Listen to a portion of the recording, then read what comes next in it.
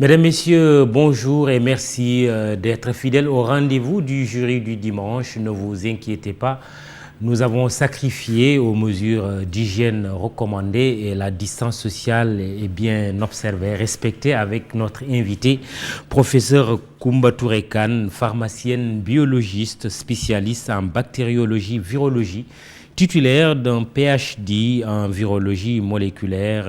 Bonjour, professeur. Bonjour, Maoudi Barakan.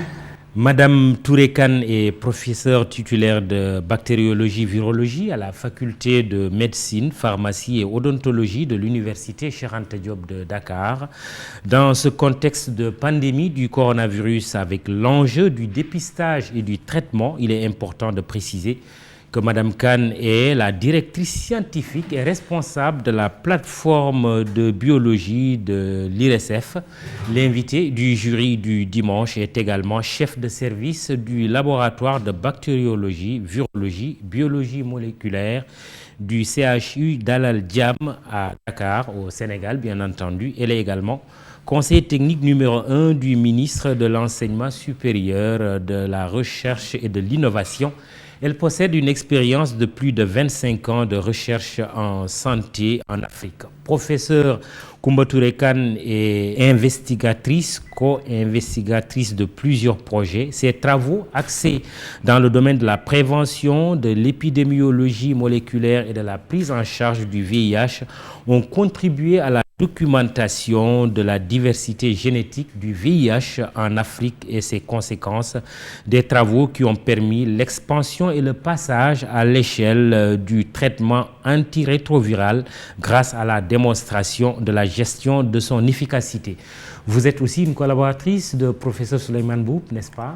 Oui, merci Maoudi Barakan. Tout d'abord, permettez-moi de remercier ITV pour cette invitation et de saluer également l'ensemble de vos téléspectateurs. Oui, je suis avec le professeur Mboup depuis l'internat des hôpitaux au niveau de l'hôpital Aristide Le Dantec. Ça date de très longtemps. Oui, de très longtemps, une trentaine d'années. Oui. Ouais. Alors, on va écouter, parce que c'est le débat depuis qu'on parle du coronavirus, du Covid-19, surtout depuis une semaine, cette polémique, il faut même le dire, qui a été suscitée par un de vos collègues, professeur Didier Raoul de Marseille en France, un natif du Sénégal en 1952. Peut-être qu'il est utile de le préciser. Nous allons écouter et regarder en même temps cette vidéo et puis nous reviendrons sur le plateau pour interroger notre invité. Il vient de sortir. Donc c'est efficace sur les coronavirus avec 500 mg de chloroquine par jour pendant 10 jours. Il y a une amélioration spectaculaire et c'est recommandé pour tous les cas cliniquement positifs d'infection à coronavirus chinois. Donc c'est un excellent nouvelle, c'est probablement l'infection respiratoire la plus facile à traiter de tous. Les Chinois, qui sont ceux qui vont le plus vite, qui sont les plus pragmatiques, plutôt que de chercher un vaccin ou une nouvelle molécule qui soigne le coronavirus, on fait ce qu'on appelle du repositioning, c'est-à-dire tester les molécules qui sont anciennes, qui sont connues, qui sont sans problème de toxicité, pour les tester contre leur nouveau virus. Sur leur nouveau virus, leur nouveau corona, la chloroquine est active in vitro. Professeur Didier Raoul de Marseille qui parle de la chloroquine et qui dit que c'est un traitement efficace contre le coronavirus. Est-ce que vous êtes en phase avec lui? Vous croyez aux vertus thérapeutiques de la chloroquine aujourd'hui face à cette pandémie du coronavirus? Maoudi Barakan, c'est une question excellente. Le professeur Didier Raoul, c'est un scientifique de renom qui a fait énormément dans le domaine de l'infectiologie. Et le fait qu'il ait dit que la chloroquine a une efficacité, c'est une piste. C'est une piste qu'il faut vraiment confirmer. Et il avait fait une première étude sur une vingtaine de patients. Il vient de publier une deuxième étude sur plus de 80 patients.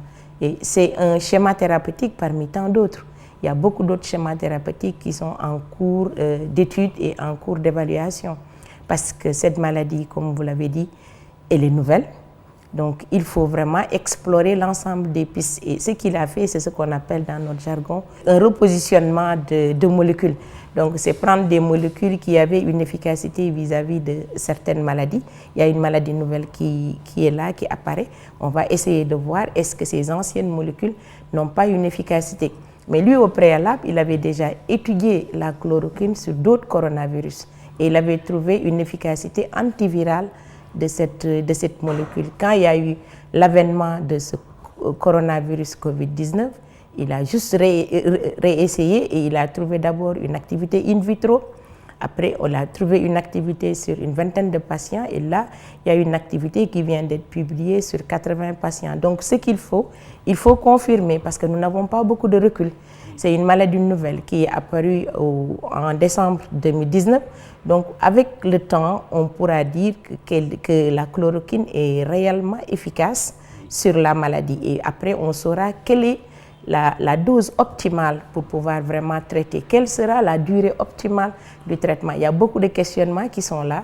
Donc, il faut continuer les études pour pouvoir confirmer ou infirmer. Mais c'est une piste qu'il faut vraiment prendre à bras le corps parce que c'est une molécule qui sera à la portée des pays à ressources limitées comme les nôtres. Oui, il se trouve que le professeur Didier Raoul utilise déjà ce protocole et comme pour faire écho à lui, un autre professeur sénégalais, Moussa Seydi, dit également, oui, qu'il utilise la chloroquine. Oui. Est-ce que vous êtes en phase avec eux? Oui. En tant que virologue. En tant que virologue, je ne peux être qu'en phase avec eux parce que nous sommes devant une pathologie à contagion très élevée. Donc, si on a quelque chose qui peut barrer vraiment la route à cette contagion, il faut l'utiliser. Il faut l'utiliser, mais en regardant vraiment quels sont les effets secondaires probables et comment les patients réagissent, parce que tous les patients ne vont pas réagir de la même manière. Donc, il faut voir quelle sera vraiment la dose optimale pour chaque patient. Donc, il faut faire différents schémas, les étudier et voir, et après, on pourra tirer des conclusions. Et à l'issue de plusieurs études, c'est là où l'OMS prendra des recommandations au niveau international. Mais vous voyez, même en France, ils l'ont recommandé pour les patients qui sont dans un état de sévérité avancée. Donc, ça montre que l'efficacité est là, mais là, il faut voir, avec différentes études, on arrivera à déterminer la dose optimale et la durée optimale de traitement. Quels pourraient être les effets secondaires? Les effets secondaires, ce sera au cas par cas. Ce sera au cas par cas parce que la complexité par rapport à ces coronavirus, c'est quand l'individu a des comorbidités. C'est-à-dire quand l'individu vit avec une autre pathologie. L'individu qui a une hypertension artérielle, l'individu qui a le diabète ou bien qui a une autre pathologie. Donc, et là, les effets secondaires seront vraiment évalués au cas par cas. Donc, ce qu'il faudrait avant de donner la chloroquine à tout patient, c'est avoir son consentement et vraiment lui dire qu'on va mettre en route ce traitement et puis la personne va regarder s'il rencontre quelque chose qu'il n'avait pas l'habitude de voir, qu'il puisse le signaler à son médecin et qu'on puisse le prendre en considération parmi les effets secondaires. Comment comprenez-vous ceux qui contestent aussi les thèses du professeur Didier Raoul? Ceux qui contestent les thèses du professeur Didier Raoul, c'est peut-être que, parce que généralement quand on évalue un médicament, il y a un certain nombre de phases par lesquelles le médicament passe. Et quand on peut parler d'efficacité, généralement, le médicament, il est comparé à autre chose. Soit il est comparé à un autre médicament s'il y a un médicament de référence, ou bien il est comparé à ce qu'on appelle un placebo. Et généralement, l'étude se fait en aveugle. Donc peut-être c'est la raison pour laquelle les gens disent qu'on ne peut pas se baser sur une étude d'un groupe d'individus assez réduit pour pouvoir tirer des conclusions. Mais devant une pathologie pour laquelle nous n'avons rien. Donc vraiment tester, pour moi, il a osé. Oui. Il a osé et il a... Apparemment, ça marche. Il a démontré. Oui. Et là, il faut qu'on confirme ce qu'il a eu à démontrer sur un petit nombre à grande échelle. Et en Chine, il y a une équipe également qui a utilisé cette molécule et qui a dit que c'est efficace. Et aux États-Unis également, c'est en train d'être testé. Mais ce qu'il faut reconnaître également par rapport à la pathologie des coronavirus, c'est une pathologie qui est aiguë. parce que il dit tout à l'heure dans ce que vous avez montré qu'il faut 10 jours de traitement. Donc il faut mettre en route le traitement très tôt. Parce que si on attend par exemple que la maladie évolue chez la personne, pour pouvoir mettre en route le traitement, peut-être qu'on peut ne pas avoir les résultats escomptés, parce que s'il faut 10 jours de traitement, et si on ne le met pas en route très tôt, peut-être on n'aura pas les résultats escomptés. Donc tout cela, ce sont des pistes de réflexion et d'études qu'il faut investiguer pour voir quels seraient les résultats. Si on vous suit, vous n'êtes peut-être pas favorable à une généralisation de ce protocole, de ce traitement, à tous les malades du coronavirus aujourd'hui? Ou bien non, on peut le généraliser? Non, à tous les malades du coronavirus, on regarderait. Par exemple, il y a des malades qui n'ont pas de signes du tout, qui n'ont pas du tout de symptomatologie. Et si ces malades-là n'excrètent pas beaucoup de coronavirus, je crois qu'on peut demander à ces malades de porter le masque et de faire le confinement et de ne pas les traiter. Il ne faut pas traiter, à mon avis, il ne faut pas qu'on traite tout le monde. Mais ce qu'il faut, par contre, il faut tester tout le monde. Oui. Très bien, mais on parlera des tests parce que c'est une question centrale. Oui. Mais terminons avec la chloroquine. Votre collègue, je le disais tout à l'heure, professeur Moussa Seydi, déclare utiliser le même protocole de traitement que professeur Raoul. On peut supposer que c'est le secret finalement des cas de guérison au Sénégal, non?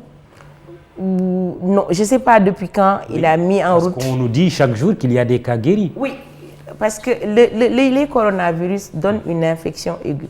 Si l'individu, on arrive à vraiment lui booster son système immunitaire, cet individu pourra avoir tout le bagage nécessaire pour faire la clairance virale. Parce que c'est une infection aiguë. Normalement, au bout de 3 semaines, 20 jours à 3 semaines, on peut éliminer le virus de son organisme. Donc là, si on fait un bon traitement symptomatique et l'individu a vraiment la force pour faire face au virus, au bout de 3 semaines, la personne peut guérir. Mais si l'individu a d'autres pathologies sous-jacentes ou si l'individu a un système immunitaire qui est amoindri, la durée du traitement va se prolonger.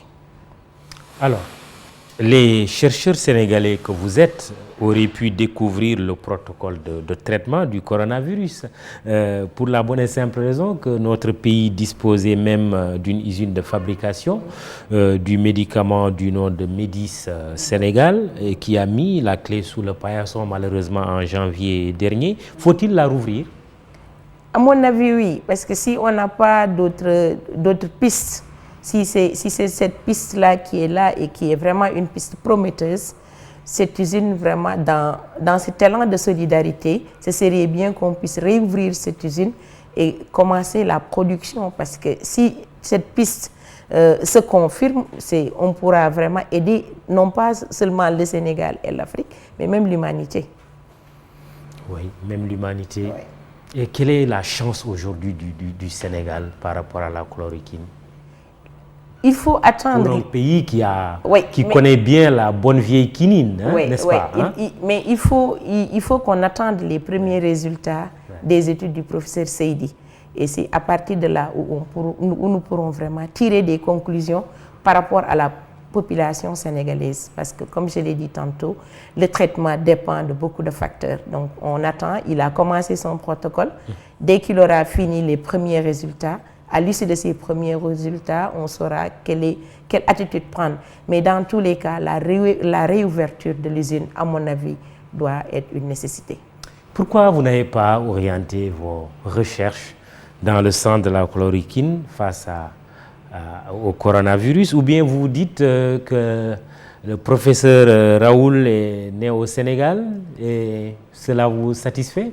Non, nous avons une collaboration très étroite avec Marseille à l'IRSF. Ah oui? Oui, nous travaillons. Ça se passe comment?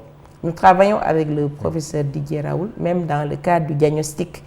On a pris leur technologie a été transférée au niveau de notre laboratoire et on a fait nos premiers tests avec Marseille et c'est Marseille qui a assuré le contrôle de qualité de nos tests. Donc nous travaillons avec lui, mais bon. L'IRSF est en partenariat avec le professeur Raoul, depuis longtemps, ça ne date pas de maintenant. Vous le connaissez, qu'est-ce que vous pouvez dire de lui? Professeur Raoul, c'est un chercheur hors pair qui travaille beaucoup en pathologie infectieuse, aussi bien en virologie qu'en bactériologie. Il a fait beaucoup de découvertes et c'est quelqu'un qui aime le transfert de technologies et la formation des jeunes générations. Beaucoup de jeunes Sénégalais sont passés au niveau de son laboratoire à Marseille. Ouais. Mais certains de vos collègues sur le continent n'ont pas manqué l'occasion de dire oui, on parle de professeur Didier Raoul, mais il faut savoir qu'il n'a rien découvert. Est-ce que c'est un mauvais procès qu'on lui fait ou qu'on aurait pu tout simplement aussi reconnaître le travail que vous, chercheurs africains, êtes en train de faire? Bon, je ne vais pas rentrer dans cette polémique, mais tout ce que je peux dire, c'est qu'il a osé faire, c'est ce dont je vous parlais tout à l'heure, il a fait un repositionnement de molécules. Parce que la nivaquine n'était plus utilisée comme avant, ce n'était plus utilisé contre le paludisme, on l'utilise pour d'autres pathologies, surtout des pathologies auto-immunes.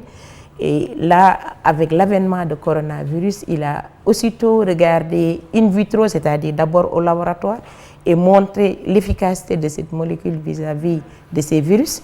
Et après, il est passé chez l'homme directement. Et il a pu trouver une certaine efficacité de l'ordre de 70%. Donc là, il faut qu'on confirme ces données-là. Et une fois que ces données confirmées, on pourra vraiment passer à l'échelle par rapport au traitement des coronavirus.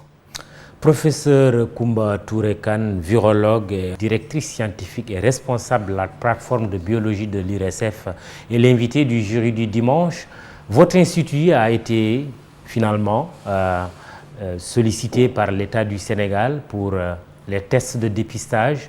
Comment ça se passe concrètement depuis que vous êtes dans la boucle? Oui, depuis l'avènement du coronavirus, certains médias sont venus à l'IRSF et moi, depuis, j'ai dit, pour pouvoir vraiment combattre ce virus, il faut décentraliser la détection. Parce qu'il faut savoir qui est porteur du virus et pouvoir épargner la personne qui est vraiment porteuse du virus. L'IRSF a donné son plateau technique à l'État et participé à cette détection. Le ministre de la Santé est venu à l'IRSF, il a fait la visite de l'IRSF, on lui a montré ce dont on disposait. Et la semaine dernière, cette semaine, il y a le directeur du COUS, le docteur Bousso, qui est passé et qui a regardé. Et là, nous sommes prêts vraiment à recevoir des échantillons. Vous avez commencé les tests ou non? Pas non, encore. Lundi, certainement, on commencera lundi. Ce lundi-ci. Ouais. Professeur Mboup a envoyé un courrier pour le dire qu'on est fin prêt. Donc, dès qu'on reçoit des tests, nous pourrons les techniquer au niveau des prélèvements, nous pourrons les techniquer au niveau de l'IRSF. Et on a mis en place un système H24 pour pouvoir participer à travers un système de car pour pouvoir rendre les résultats à temps réel. Parce que quand quelqu'un est prélevé, l'angoisse entre le moment du prélèvement et le retour du résultat, ce délai-là, il faut le raccourcir au maximum. Parce que la personne est là, elle est inquiète. Elle ne sait pas si elle est porteuse du virus, elle ne sait pas si elle ne l'est pas, quelle conduite à tenir vis-à-vis de sa famille, vis-à-vis de tout le monde. Donc là, réduire au maximum ce délai, c'est vraiment notre combat de tous les jours. Et oui. Oui. C'est notre combat de tous les jours et nous allons vraiment nous y atteler pour réduire cela. Donc nous, notre objectif, après IRSF, c'est vraiment continuer cette décentralisation. Voir comment on peut former le laboratoire national de santé publique qui est à Thiès et qui est également outillé. Il y a des biologistes qui sont là-bas, très bien formés. Il suffit juste de les accompagner un tout petit peu pour qu'ils soient également autonomes et pouvoir réaliser les tests. Et plus on démultiplie les sites où le test peut être réalisé, plus on va gagner. Parce qu'on pourra détecter beaucoup plus précocement les personnes et rompre la chaîne de transmission. Quelle est votre capacité au niveau de l'IRSF, votre capacité de dépistage? par jour, si la question peut être posée comme ça? On a une bonne capacité journalière. On a même, actuellement, avec la technologie que nous avons, nous pouvons faire jusqu'à 120 tests jour, voire plus. Et nous avons une machine qui peut aller jusqu'à une cadence très, très élevée, mais on ne l'a pas encore ouverte. C'est la machine qui peut faire jusqu'à 12 000 tests, mais elle n'est pas encore ouverte pour coronavirus, parce qu'il nous faut acheter une licence pour que cette machine puisse faire le coronavirus. Mais pour le moment, les machines dont nous disposons et qui peuvent faire le coronavirus, on peut aller jusqu'à 120 tests jour, voire plus. Oui, et surtout que l'autre jour, dans son discours, son message à la nation, le chef de l'État a parlé de 1561 personnes en contact. Ça veut dire que toutes ces personnes doivent être testées? Toutes les personnes contacts, normalement, doivent être testées. Et quand on teste les positifs, on les sort, on commence leur prise en charge. Et ceux qui ne sont pas positifs encore, on continue le suivi et on fera des tests répétés pour pouvoir les attraper très très tôt et les prendre en charge et rompre la chaîne de transmission. Le point vraiment déterminant dans cette guerre, c'est déterminer qui sont les contacts et essayer de les mettre de côté et de les suivre de façon rapprochée, de les techniquer à temps. Et il y a également une autre technologie qu'il ne faut pas négliger, parce qu'on ne sait pas au sein de la population sénégalaise qui a contacté le virus. Oui, c'est la question, ce qui veut dire que ce chiffre qui a été donné peut évoluer. Tout à fait. Et comment finalement arriver à endiguer, à enrayer? D'abord, j'imagine, il faut des tests massifs. Oui. Oui, mais qui peuvent ne pas être suffisants non plus. Oui. Qu'est-ce qu'il faut faire aujourd'hui concrètement? Il faut peut-être davantage s'inquiéter, parce que ne pas donner l'impression que oui, on contrôle la situation, le fameux graoul, comme on le dit ici au Sénégal. Il y a lieu de Quelle est votre solution? Il y a lieu de s'inquiéter. Oui. En tout cas, nous qui sommes dans le domaine médical, nous sommes tous inquiets. Et je crois que la population doit faire de même. Tout le monde doit être inquiet vis-à-vis de ce coronavirus. Parce que même si nous n'avons pas de cas graves, mais si le nombre de cas augmente, il y aura une affluence dans les structures de santé. Et notre système sanitaire ne pourra pas faire face à cette affluence-là. Et on ne souhaite pas vraiment arriver à un stade où les médecins vont faire un tri. C'est-à-dire, parmi ces deux malades-là, sauvons celui-là et laissons l'autre. C'est arrivé dans les autres pays, comme en France par exemple. Oui. C'est ce qui se passe dans les autres pays. Là, nous ne souhaitons pas vraiment arriver à ce stade de triage de malades en fonction de la gravité de l'infection ou en fonction de l'âge. Parce que s'il y a deux malades, si un malade a 35 ans et un autre malade a 75 ans, on va essayer de sauver la personne de 35 ans parce que cette personne est encore dans la vie active que par rapport à la personne de 80 ans. Donc là, il ne faudrait pas qu'on arrive à ce stade-là. Donc il faut que tout le monde s'inquiète. Que, comme l'a dit le chef de l'État, l'heure est grave. L'heure est grave et notre système sanitaire, il y a de très bonnes volontés et on voit vraiment l'unicité du peuple sénégalais. Parce que le Sénégal est devenu un peuple uni face à cet ennemi invisible.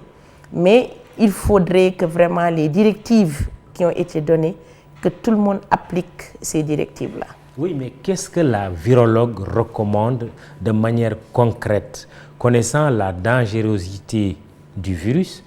C'est de confiner ou vous estimez que les mesures prises déjà, couvre-feu, état d'urgence et autres suffisent? Oui, par rapport au confinement, il faut le mettre dans notre contexte. Dans notre contexte, c'est très difficile de confiner parce que le secteur informel a un poids très très important dans l'économie du pays. Beaucoup de personnes vont chaque jour chercher de quoi amener à la maison. Donc là, confiner les gens, ça va être très difficile. Si un confinement total s'imposait, il faut des mesures d'accompagnement. Et ces mesures d'accompagnement, il faut au préalable évaluer et définir des critères de pauvreté, voir qui parmi la population sénégalaise aurait besoin vraiment de mesures d'accompagnement. Ça va être très très très difficile. Ce qu'il faut maintenant, en tant que virologue, ce que je peux conseiller, c'est vraiment d'accélérer et d'augmenter le testing. Tester tout le monde, faire le dépistage, tester, comme l'a recommandé l'OMS. Oui. L'OMS demande à chaque pays vraiment, vous avez vu, Oui. en France, en Allemagne, ils font 160 000 tests par jour. Ouais. Ouais. Et donc là, en France, ils avaient quelques laboratoires, mais maintenant, ils sont à plus de 200 points de détection. On doit tous nous soumettre au test. Oui. Ceux qui n'ont rien, on peut leur faire le test de sérologie rapide. Oui. Le test de sérologie rapide, ça permet de voir est-ce que la personne a été en contact avec le virus. Parce que quelqu'un peut rencontrer le virus et faire un rhume banal. Oui, et ne pas le savoir. Ne pas le Donc, savoir. Le test universel. Oui, et avoir des anticorps, c'est-à-dire que cette personne va être immunisée contre coronavirus. Oui. Et donc là, ce qu'il faudrait, c'est faire les testings de sérologie vont nous permettre de savoir qui a été en contact avec le virus et de mesurer l'ampleur de l'infection au sein de la population Et nous tous, sénégalaise. nous devrions le faire. Tout le monde, tout Sénégalais actuellement avec l'avènement de coronavirus devra être testé par un test sérologique pour savoir quel est le niveau de l'infection dans le pays et tous les cas contacts passer à un test moléculaire pour détecter ceux qui sont réellement infectés et pouvoir prendre les mesures idoines de traitement et d'isolement pour endiguer vraiment le fléau dans le pays. Ce que vous dites est intéressant, surtout qu'on observe que même des autorités sont en contact avec des personnes dont on ignore peut-être qu'ils ont le virus ou pas. Et on a vu dans les pays étrangers, quand on dit que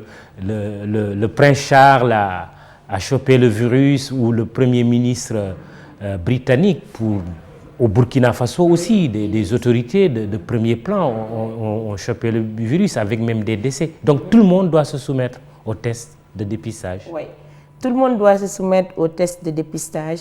On peut faire des tests de dépistage sérologiques de masse. Ça nous permet d'avoir vraiment une idée de l'ampleur de l'infection au sein du pays. Et tous les cas contacts vont aller vers le test moléculaire. Et ce test moléculaire va permettre de détecter en temps réel ceux qui sont en train de répliquer le virus et on pourra les mettre de côté et prendre les mesures idoines pour rompre la chaîne de transmission. À défaut, on ne sait pas où est-ce qu'on va aller. Et on nous dit que dans un commissariat de police, il y aurait eu un contact entre des policiers et une personne qui a été testée positive. Cela reste à confirmer. Si même ceux qui veillent sur notre sécurité, surtout en ces temps d'état d'urgence et de couvre-feu, sont exposés, cela peut être très grave, sous votre contrôle. Oui. Mamadou, on est arrivé à un stade où il faut considérer tout le monde... Sans oublier les médecins, même les médecins. Oui, il faut considérer tout le monde comme suspect. Il faut considérer tout le monde comme suspect pouvant être vraiment porteur de ce virus. Donc toutes les mesures doivent être prises pour éviter de se contaminer. Donc là, vraiment, tout le monde est suspect. Moi, c'est ce que j'ai dit au sein de l'hôpital. On ne peut pas faire de tri. Il faut considérer tout le monde comme suspect. Parce qu'il y a les cas communautaires. Quelqu'un peut même attraper le virus en allant à la boutique. Oui. Ouais. C'est le contact qui est très sensible. C'est le contact qui est très sensible. Oui. Quand quelqu'un éternue ou bien quand quelqu'un tousse et qui porte le virus, sans prendre les mesures, rien que l'éternuement, il y a des milliers de particules virales qui sortent. Et si vous êtes à moins d'1 mètre, si ces particules virales-là vous touchent ou bien touchent votre main et que vous amenez votre main au niveau des muqueuses, ça peut être vraiment une porte d'infection. Le jury du dimanche iRadio ITV avec professeur Coumba Touré Kane, virologue, directrice scientifique de la plateforme de biologie l'IRSF. Un moment, bon, est-ce que c'est une idée reçue ou une réalité? On a parlé d'une sorte de concurrence entre vous et l'Institut Pasteur. Est-ce que c'est vrai? Comment cela se passe entre vous? Non, il n'y a pas de concurrence entre les deux instituts. Nous sommes vraiment deux instituts ayant des objectifs, chacun qui sont des objectifs assez différents. Nous sommes là pour vraiment la population sénégalaise. Et les chercheurs qui sont à l'Institut Pasteur sont nos amis. Donc là, il n'y a pas du tout de concurrence entre les deux instituts, non. Mais nous n'avons pas de collaboration réelle dans le cadre de ce Covid, ça, il faut le reconnaître. Il faudrait. Oui. ce serait l'idéal, mais nous ne sommes pas vraiment des concurrents. D'où l'idée du ministre de la Santé de mettre en place un comité scientifique. Vous y souscrivez, vous êtes membre? Oui, on a entendu parler de ce comité scientifique. Nous ne sommes pas encore sollicités. Oui. Mais ce que je peux vous dire, c'est qu'au niveau du ministère de l'Enseignement supérieur, de la Recherche et de l'Innovation, où je suis, nous avons mis en place une plateforme qu'on appelle Task Force Covid scientifique. Oui, vous êtes conseillère technique numéro 1. Oui, et dans ce Task Force scientifique Covid, on a fait une réunion hier sur instruction du ministre. Et tous les chercheurs, les universitaires du Sénégal se sont inscrits au sein de cette plateforme et nous avons des groupes thématiques de travail pour apporter vraiment notre savoir et notre savoir-faire dans cette lutte contre le Covid-19. Et ces tests sont gratuits? Chez nous, à l'IRSF? Oui. Ah oui. Nous sommes Sénégalais. Dans un premier temps, tout ce qu'on a mis en place, c'est sur fonds propres. Peut-être qu'après, on ne pourra pas supporter tout, mais les 1000 premiers tests sont achetés sur fonds propres de l'IRSF. Les 1000 premiers tests sont disponibles pour tout Sénégalais qui en aura besoin. Et après ce qu'on a dit lors de la rencontre, aussi bien avec le ministre de la Santé qu'avec le directeur du COUS, ce dont nous aurons besoin uniquement dans le cadre de cette lutte, c'est de quoi travailler. Nous sommes des Sénégalais. C'est un problème qui incombe à l'ensemble de la population sénégalaise pour trouver les solutions à ce fléau. Question très simple. Comment se soumettre au test? Je me réveille, je dis, bon, je veux faire le test. Comment cela se passe concrètement? Oui, nous allons respecter le protocole national. Oui. Mais nous allons continuer à faire le plaidoyer pour que le test soit ouvert et qu'on puisse tester tout le monde. Mais nous ne pouvons pas, nous, de notre propre gré, se mettre à tester des gens comme ça. Oui, donc, mais comment ceux qui doivent être testés, ils se déplacent concrètement? Parce que c'est des questions essentielles dans le contexte dans lequel nous vivons aujourd'hui. Peut-être quand on va faire des tests sérologiques, les tests sérologiques, ces personnes-là peuvent se déplacer. Ou ces tests sérologiques, on peut les mettre à disposition au niveau des structures de santé. C'est des tests qui sont des tests rapides. Et le résultat est obtenu en 15 minutes. Donc là, ces tests-là pourront être déployés dans l'ensemble des structures de santé à tous les niveaux de la pyramide sanitaire. Mais pour les tests moléculaires, l'individu est obligé de respecter les directives au niveau national. Et ces directives au niveau national, quand quelqu'un a besoin de prélèvement, c'est une équipe qui se déplace, qui vient faire le prélèvement et le prélèvement est acheminé au niveau du laboratoire en respectant les exigences requises pour transporter ce type de prélèvement. Alors, professeur, vous avez rencontré, entre guillemets, plusieurs virus. Qu'est-ce qui fait la particularité de ce coronavirus Covid-19 qui est en train presque de mettre le monde à terre à cause de sa violence, de sa gravité, de sa contagiosité? C'est quoi sa particularité? Bon, le coronavirus en tant que tel, c'est un virus qui est nouveau et qui est né d'une recombinaison génétique. Et donc là, les gens n'ont pas vu venir. C'est un virus nouveau et qui a amené cette pathologie-là, qui est une pathologie émergente. Donc, on n'avait rien. On n'avait rien. Et la célérité de la contagion n'a pas été également aperçue très tôt.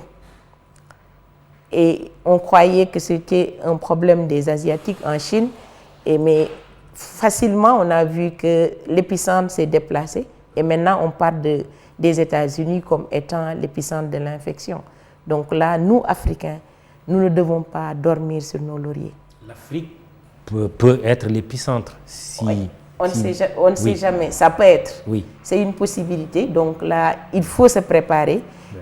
Il faut vraiment anticiper sur tout cela. Et en tant que virologue, vous n'homologuez pas certaines croyances du genre que l'Afrique serait immunisée, plus immunisée que les autres?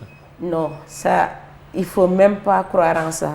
Il faut vraiment qu'on change de discours et qu'on dise à toute la population que le virus peut vraiment être là et on peut le contacter partout, partout, partout. Et il n'y a pas de différence entre la race blanche ou la race noire. Tout un chacun peut contracter ce virus-là et peut faire une infection. On a vu des Noirs décédés. Oui. Voilà, Ouais. ça on l'a vu, Donc, avec même des personnes publiques très connues. Tout à fait, tout à entre fait. artistes, Oui. hommes politiques, femmes politiques et autres. Oui, oui. Donc là, le virus n'épargne personne. Il faut vraiment respecter les gestes barrières et puis prier pour que le bon Dieu nous accompagne dans cette lutte pour qu'on puisse la gagner.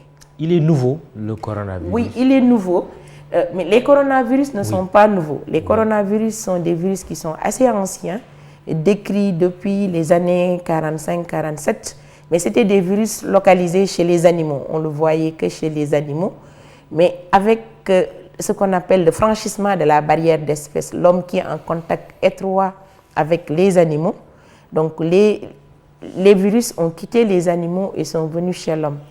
Et le premier passage d'espèces a eu lieu dans les années 67, mais ça donnait des infections vraiment bénignes.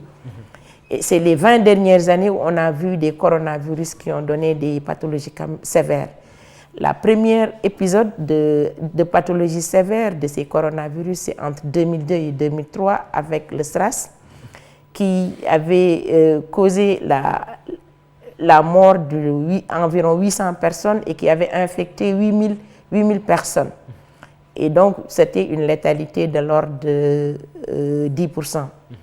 Mais ce coronavirus également, le réservoir a toujours été la chauve-souris, que ce soit le SRAS ou bien le MERS qui a eu lieu en 2012-2013, qu'on appelait l'affection sévère du Moyen-Orient, pathologie respiratoire sévère du Moyen-Orient. L'autre était, le réservoir était la chauve-souris et l'autre intermédiaire était les chameaux. Donc ça avait quitté la chauve-souris et est venu chez le chameau et après a contaminé l'homme. Et quand ça contamine l'homme et que le virus maintenant s'adapte chez l'homme, c'est là où commence la contamination interhumaine et la propagation.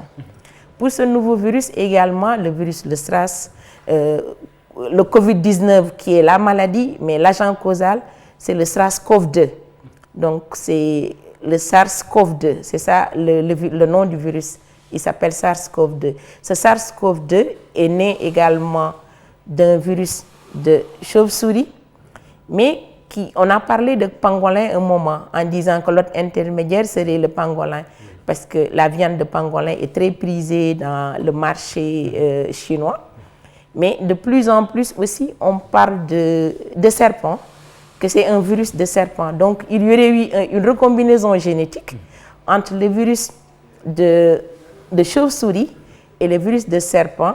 Et on a un nouveau virus hybride qui est né. Et ce nouveau virus hybride, c'est le SARS-CoV-2 qui est responsable de la pathologie actuelle.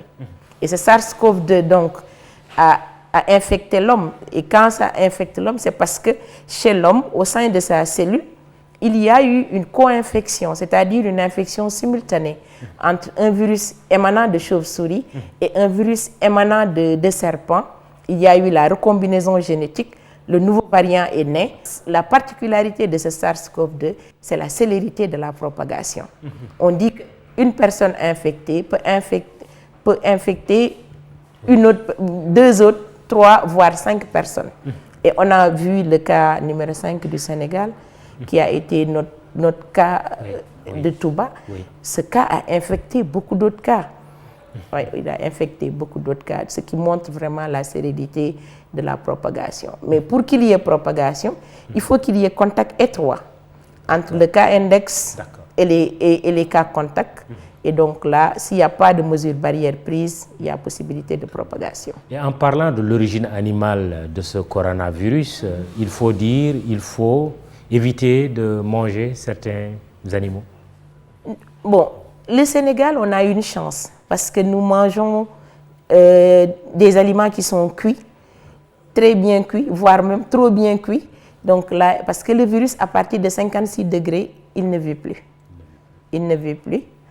Et à partir de 56 degrés, il ne vit plus. C'est pour cela que les gens ont parlé de chaleur à un moment donné, peut-être, non? Non, mais la chaleur... Les pays chauds, on a moins de chances de contracter le virus.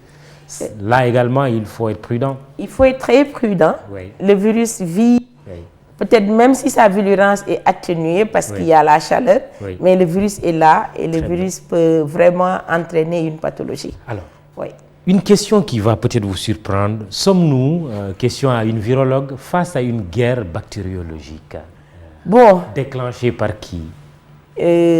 Si on parle de cette hypothèse. Bon, je ne pense pas. Personnellement, je ne pense pas.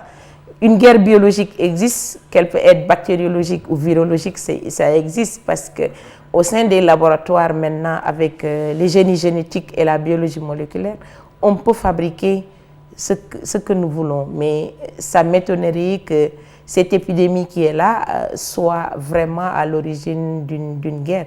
Qui s'amuserait à faire échapper, qui s'amuserait à faire échapper les virus, ou est-ce que les virus peuvent s'échapper d'eux-mêmes? Bon, même si ça s'est échappé dans le laboratoire, ce serait de façon accidentelle. Parce qu'une personne qui utilise une arme biologique doit circonscrire là où l'arme biologique doit aller. Mais là, aucun continent n'est épargné. Tout le monde a reçu on peut dire, sa dose de coronavirus. Donc, cette piste vraiment de guerre biologique, moi, personnellement, je n'y crois pas. Si c'est un virus qui est fabriqué dans un laboratoire, ce serait un échappement accidentel.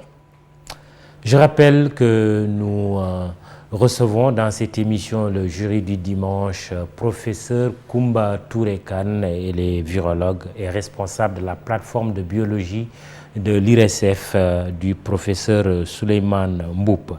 Alors,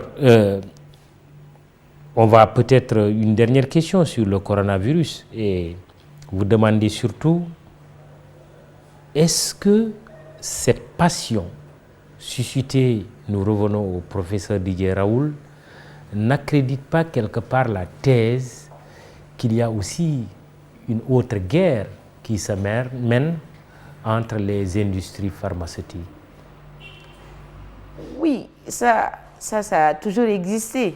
Ça a toujours existé parce que quand quelque chose de nouveau apparaît, les industries pharmaceutiques également commencent à réfléchir, la recherche-développement commence à réfléchir sur des pistes.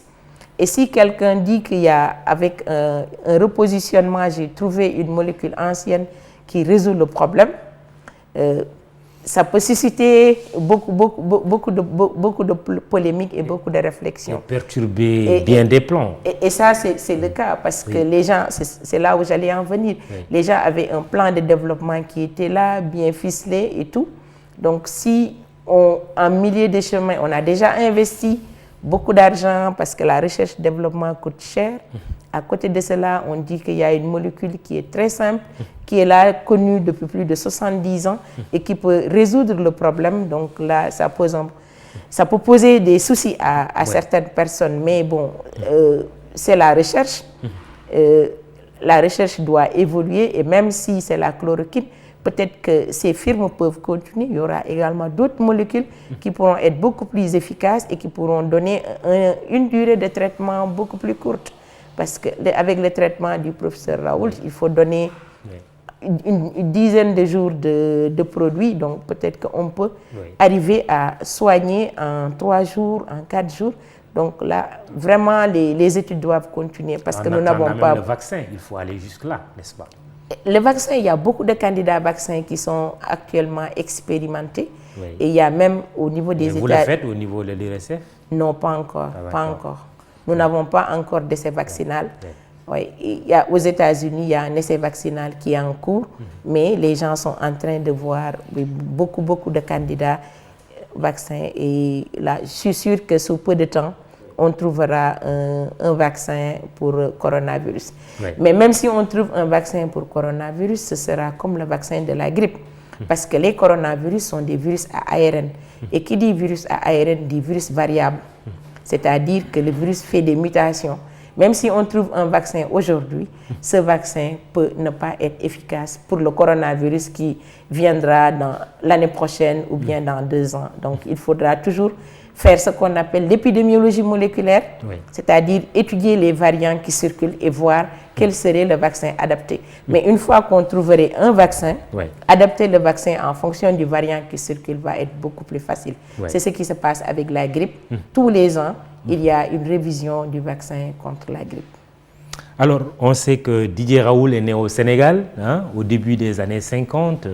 Il vit à Marseille, son pays d'origine. Le gouvernement français, c'est-à-dire son pays, a eu quand même à avoir des réticences fortes par rapport à la chloroquine. Finalement, un décret a été pris par le président français pour autoriser donc l'usage de la chloroquine comme remède à l'épidémie de coronavirus sous contrôle médical. Par ailleurs, l'exportation des spécialités contenant l'association lopinavir, ritonavir ou de l'hydroxychloroquine est déclarée interdite. Qu'est-ce que le Sénégal doit faire? Qu'est-ce que notre État, nos autorités doivent faire aujourd'hui? Oui, heureusement, ces 2 molécules existent au Sénégal. Parce que le lopinavir, le lopinavir, ritonavir, c'est un médicament qui est utilisé dans le traitement antirétroviral, le médicament contre le VIH-Sida. Parce que lopinavir, ritonavir, c'est une molécule qu'on appelle antiprotéase. C'est parce que le coronavirus, c'est un virus à ARN, et quand la réplication virale commence, il y a la formation d'une protéine, d'une longue protéine qu'on appelle une polyprotéine, et cette polyprotéine doit faire l'objet d'un clivage, c'est-à-dire une coupure par une protéase. Et donc si on utilise les antiprotéases qui bloquent l'action de l'enzyme pour couper la protéine pour avoir d'autres particules virales, on va bloquer la réplication et on peut avoir une action.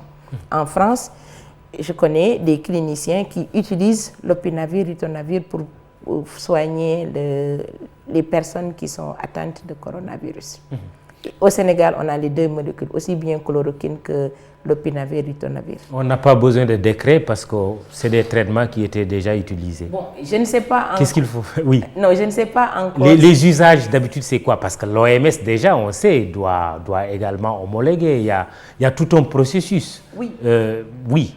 Parce que le coronavirus, c'est ce que les anglo-saxons appellent le learning by doing. On n'a pas beaucoup de recul, donc il faut vraiment que nous travaillions, que nous essayons, et en fonction de ça, on va rectifier et on va vraiment prendre des stratégies et des mesures. Bon, actuellement, dans cette phase de coronavirus, il y a beaucoup de choses que les gens vont essayer. Il y a même d'autres molécules, les gens essayent les antiherpétiques, les gens essayent les antigrippaux, donc il y a beaucoup de molécules qui sont à l'essai pour voir quelle serait vraiment la meilleure combinaison thérapeutique pour soigner le coronavirus. Vous êtes une spécialiste de la génomique, c'est pour changer un peu de sujet. C'est vrai, le coronavirus, c'est la maladie qui fait l'actualité, d'où l'importance d'en parler. La génomique, c'est quoi, professeur? Bon, la génomique, c'est l'étude des gènes. Et les gènes, c'est ce que nous avons en notre sein. Tout être vivant a des gènes. Et les gènes, ça représente notre patrimoine, le patrimoine génétique. Et nous, ce que nous faisons en termes de génomique, nous faisons beaucoup de génomique des pathologies, des agents infectieux, aussi bien des virus et également des bactéries. Comme le sida, par exemple? Oui. Arrêtons-nous sur le sida. Oui. Comme le sida, nous avons fait beaucoup de génomique de sida parce que le VIH-sida, l'agent causal, c'est comme le coronavirus, c'est un virus à ARN qui fait également des mutations. Et nous avons pu démontrer avec la génomique, documenter l'épidémiologie moléculaire de l'infection à VIH-Sida, aussi bien au Sénégal qu'en Afrique de l'Ouest, parce que nous étions dans un réseau qui regroupait 22 personnes, 22 pays du moins, en Afrique de l'Ouest et du Centre. Donc nous avons pu documenter l'épidémiologie moléculaire, c'est-à-dire montrer la diversité génétique du virus. C'est là où on a dit que le Sénégal, malgré qu'on avait une prévalence de VIH très faible, nous avions une très forte diversité génétique. Et nous avons pu montrer des particularités de cette diversité génétique en fonction des populations. Et nous avons pu montrer chez les hommes qui ont des rapports sexuels avec d'autres hommes, que l'épidémie était une épidémie particulière qui n'avait pas réellement de lien avec l'épidémie de la population générale. Ça, c'est au début. Mais après, on a vu qu'il y avait un brassage. Donc, l'épidémie quittait la population d'hommes ayant des rapports sexuels avec d'autres hommes et venait au sein de la population générale. Donc, cette population jouait un rôle de passerelle dans la diffusion des variants viraux. Oui. Que peut-on dire du VIH-Sida aujourd'hui? Une maladie banale? Non. Une maladie dont on guérit? Non. Que peut-on dire? Ce que nous pouvons dire, c'est une maladie chronique avec laquelle on peut vivre sans problème. C'est comme l'hypertension artérielle, c'est comme le diabète. On est arrivé vraiment à contrôler la maladie. Donc là, on ne va plus parler d'épidémie de VIH-Sida, on va parler d'une infection à VIH-Sida parce que les gens peuvent vivre avec ce virus et continuer à vaquer normalement à leurs occupations s'ils prennent le traitement. Avec le recul, professeur Souleymane Mboup, votre collègue, serait-il le découvreur du VIH-Sida? Le professeur Souleymane Mboup, il est co-découvreur du VIH-2. Ouais. Parce qu'au début de l'infection, on avait le VIH-2 qui était concentré en Afrique de l'Ouest. Au début des années 85-86, il a découvert le VIH-2 chez des travailleurs du sexe du Sénégal. Et avec l'épidémie, la surveillance épidémiologique qu'on a mis en place, en 1994, on a vu que le VIH-1 a supplanté le VIH-2 dans le pays. Et l'infection est globalement due au VIH-1.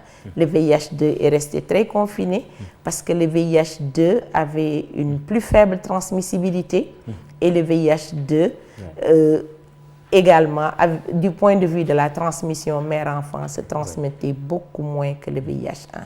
On aurait pu parler des hépatites et autres, mais juste un mot sur les cancers quand même, surtout en ayant une pensée pour toutes ces femmes avec les ravages du cancer du col de l'utérus ou du cancer du sein. Aujourd'hui, qu'est-ce que vous pouvez dire à ce propos? Oui, par rapport au cancer, beaucoup de cancers sont ce qu'on appelle des cancers viro-induits. 20 à 30% des cancers à travers le monde sont dus à des virus. Donc nous, virologues, nous devons travailler en étroite collaboration avec les instituts qui s'occupent du cancer. Si je prends le cancer du col de l'utérus, ce cancer du col de l'utérus, il est quasiment viral. C'est dû à un virus, c'est le virus du papillome humain qui est responsable de ce cancer du col de l'utérus. C'est pourquoi quand notre pays a voulu adopter la vaccination des jeunes filles, nous avons, avec le professeur Mamadou Diop de l'Institut Curie, regardé, est-ce que, avec également le docteur Ndiaye de la prévention du ministère de la Santé, nous avons regardé, est-ce que le vaccin qui va être choisi par notre pays sera le vaccin le plus approprié pour nos populations.